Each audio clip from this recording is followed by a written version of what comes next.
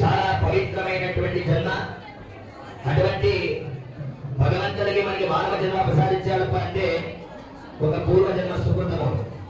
ఈ మానవ జన్మలో కూడా మనం కలిసి ఎన్నో పాపకర్మాలు చేసిద్దాం, తెలియకుండా నిత్యము ఎన్నో పాపాలు జరుగుతున్నాయి. అటువంటి పాపకర్మాలన్నీ పరిహారం ఎక్కడ ఉందప్ప అంటే తీర్థ స్నానం, క్షేత్ర దర్శనం, భగవంతుని దర్శిస్తే చాలంట అటువంటి పాపాలన్నీ కూడా పరిహారం అవుతుంది.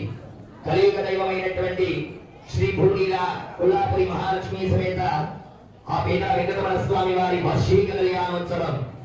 స్వామివారికి నిత్య కళ్యాణం, పచ్చతోరణం, నిత్యము భగవంతుని కళ్యాణం జరుగుతుంది.